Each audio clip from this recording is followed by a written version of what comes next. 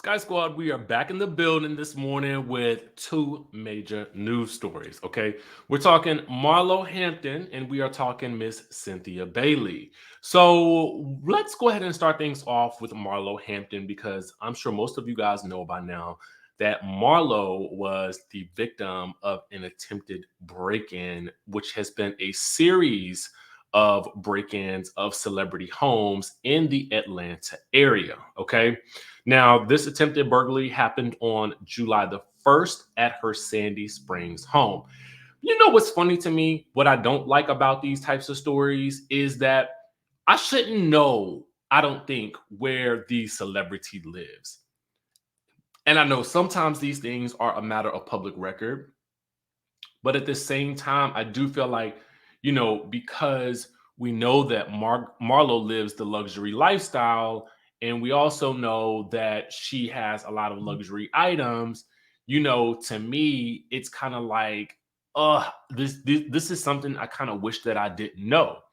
So news broke yesterday, and here's essentially what we have from the news report. Mark, you just talked to a reality TV star who was a victim here. So we'll find out that the victim was Marlo Hampton, and she's going to actually detail what happened in this situation in this news report right here that came out yesterday. Investigation and high-profile victims. One of them, Marlo Hampton, of Real Housewives of Atlanta fame, who told me she watched on her security system as armed, masked men kicked her door down, making a loud boom. And I heard the boom when I heard my nephew scream, and I knew that scream was a scream of fear. My heart dropped. Real Housewives of Atlanta. We had actually heard about Dorit Kemsley being a victim of this on the Real Housewives of Beverly Hills as well. And before that, I think Kyle Richards had also experienced a similar thing, but she wasn't actually home. So this is kind of like, it's just kind of scary because so oftentimes we will know exactly what the house looks like because we'll see it on TV. Star Marlo Hampton says she's a real crime victim. After the attempted burglary of her Sandy Springs home July 1st, the police have now told her is tied to other incidents. She said she went to a panic room, called 911. The suspects who kicked her door and fled, possibly because she yelled. Sandy Springs police were there quickly, and she thanks God. Just thank God that we're covered in the blood of Jesus, and I'm here to share this story with you. But my main concern is I want all the ladies, I want everyone to be aware. If you are posting items, if you do have luxury items, be careful. All right, so here's the thing. Police have now tied her case to other instances, and I think that there were about 15 home invasions over the past year. And apparently police have solved the string of home invasions targeting celebrities across the metro area, and 4 suspected persons have been apprehended in this instance. Okay. So, just one thing I want to say is, shout out to Marlo Hampton for having a panic room in her home. That's number one. That's something that I felt like that I also feel like is very important. In case many of you guys don't know what that is, it's basically a room that is created to be a safe space in the event that something happens and someone is trying to intrude in your home. It is a space that is very difficult to get into because of how it's sealed closed. And oftentimes you can actually see what's going on in the home from the viewpoint of the panic room because of, cameras that are installed and that sort of thing. And there's a great movie called Panic Room, in case you guys haven't seen it, to really let you guys know exactly what that is. All right. So we are thankful that Marlo Hampton is okay and that the suspects have been apprehended. All right.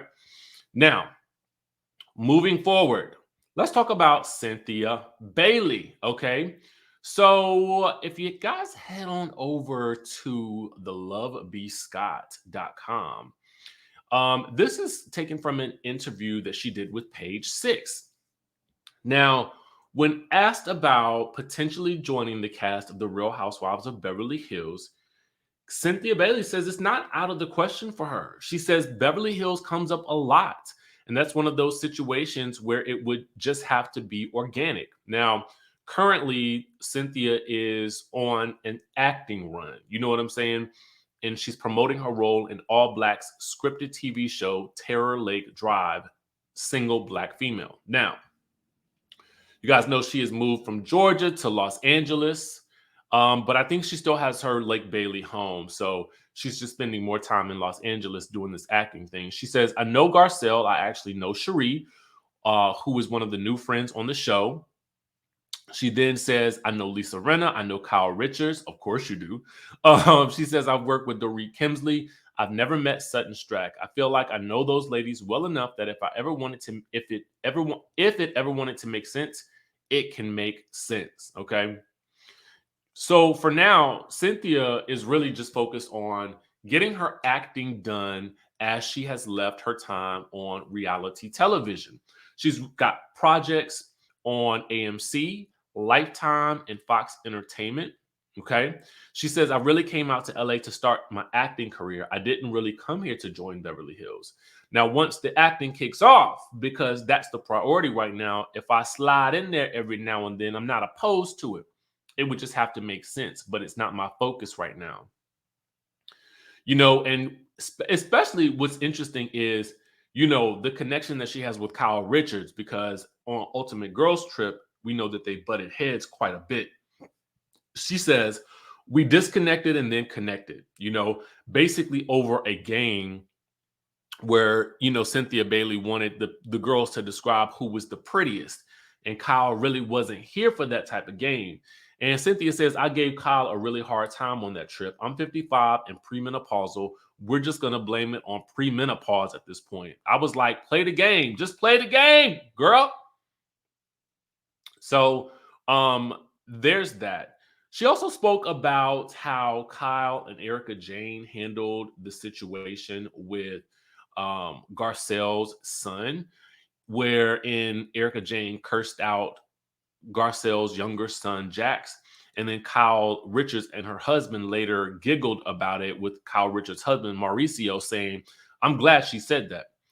Now, Cynthia says, I felt bad for Kyle and Erica in that moment because I was like, they've got some explaining to do. This is not coming out right. This is not looking right. But Garcelle is a class act as well. She's smart and rational. She's a rational person. So, you know, she'll always say what she needs to say and move on. Now, she also says, I'm really happy that Erica apologized immediately. Kyle, from what I saw online, has apologized. When you're filming, you're just going to have moments where you're going to make mistakes. Kudos to Garcelle for being open to their apologies. So Cynthia, to me, in my opinion, gave some very politically correct answers, some politically correct responses, because I just feel like anybody else would have been like, if they had cursed out Noel, okay, if Erica Jane had been cursed out Noel, you know 50 Cent would have come out up in that beat, okay? Let's call a spade. And we didn't see 50 Cent have to come out a time or two. And I ain't mad at when 50 Cent have to come out. But I feel like, you know, because, you know, she's currently in the Hollywood game, she just want to kind of make it nice with everybody and give the politically correct response, when I know 50 Cent would have been cussing somebody up, down, and through the streets of Rodeo Drive had it been her daughter Noel. Okay, that's all I got to say about that. So Cynthia, I ain't mad at you for keeping it cute. You know what I'm saying? But we know, we see each other about what 50 Cent would have done. All right. That's the news for this morning, y'all. Listen, make sure you guys keep it locked to the channel, and I will catch you guys in the next video.